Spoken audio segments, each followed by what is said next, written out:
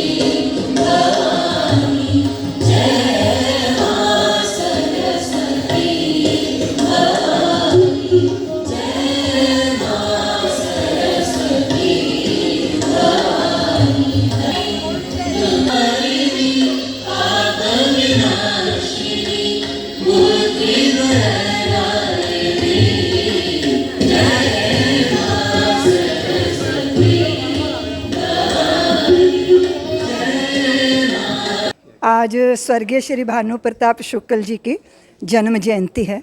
वो पूरे हिंदी जगत में राष्ट्र चिंतन के नाम से हर सोमवार को उनका लेख छपता था। उन्होंने आज भी आप उनका साहित्य उठा के पढ़ेंगे तो आपको लगेगा कि समसामयिक आज की ही वो बात कर रहे हैं। वो युग दृष्टा थे। 12 वर्ष की आयु में वो संघ के प्रचारक हो गए थे। 12 ही दिन के थे जब उनकी माता का देहांत हो गया था।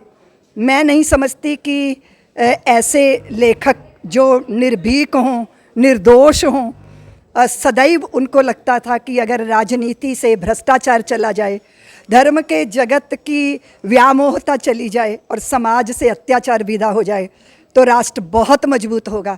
इसके लिए उन्होंने सदैव कार्य किया। तो वो मेरे मानस पुत्र थे। आज उनकी जन्म जयंती है और आज सोमवार ही है। सोमवार के ही दिन पूरा हिंदी जगत उनके विचारों से धन्य हो जाता था। हर अखबार में उनका लेख आता था। वो पांचजन्य के प्रथम संपादक भी थे। ऐसे युग दृष्टा श्री भानु प्रताप शुक्ल जी के लिए आज हम सब लोग भाव से भीगे हुए हैं।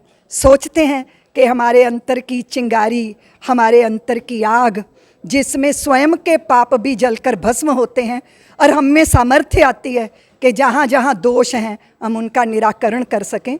मैंने सोचा आज वो पत्रकार थे, आज पत्रकारों का सम्मान होना चाहिए। इस दृष्टि से सभी पत्रकारों को सादर निमंत्रण दिया है। और आज मैं इसीलिए भी भाव विह्वल हूँ क्योंकि भानु भैया के सारे पुराने मित्र भी आज यहाँ हैं। क्योंकि अक्सर ऐसा होता था कि 7 अगस्त को मैं विदेश प्रवास में होती थी। इस बार मैं यहाँ हूँ, इसीलिए मुझे लगा कि उनके सब पुराने बुजुर्ग हो चुके सब लोग, लेकिन वे सब यहाँ आए हैं तो बहुत अच्छा लग रहा है। दीदी, नूह को लेकर के क्या कहेंगे? जिस तरीके से नूह जैसी स्थिति से अगर निवृत्त होना है तो समाज को स्वयं सिद्ध होना होगा। राज्य अपना काम करता है, राष्ट्र अपना काम करता है। जब हम आसपास जो गतिविधियां हो रही हैं उसके प्रति उपराम होते हैं तो यही दुष्परिणाम झेलना पड़ता है। हमें लगता है सारी जिम्मेदारी सरकारों की है, राजनीतिज्ञों की है, उनकी जिम्मेदारी है, लेकिन समाज की भी तो अपनी जिम्मेदारी है। इसलिए जगह जगह ऐसी घटनाएं ना घटें, उसके लिए समाज को संगठित भी होना है, सजग भी होना है, और भयभीत होकर बात नहीं बनेगी। इसलिए आपको सामना करना ही होगा पापियों का, और उसकी तैयारी होनी चाहिए। इसलिए कानून की हद में रहकर हम अपनी रक्षा करें, अपनी पुत्रियां, अपनी बेटियां। अगर हम अपनी पुत्री और अपने धर्म की रक्षा ना कर पाए तो फिर हमारे होने का अर्थ क्या है। इसलिए ये जो घटनाएं हैं, मैं सोचती हूँ ये हमें सजग कर रही हैं, जगा रही हैं। हमें सन्नद्ध होना चाहिए और भारत भूमि की रक्षा करनी चाहिए। दीदी माँ का बड़ा अपार स्नेह भानु जी के साथ था। हम सब उनसे प्रेरणा लेकर आगे बढ़ रहे हैं, और एक स्तंभ थे वो।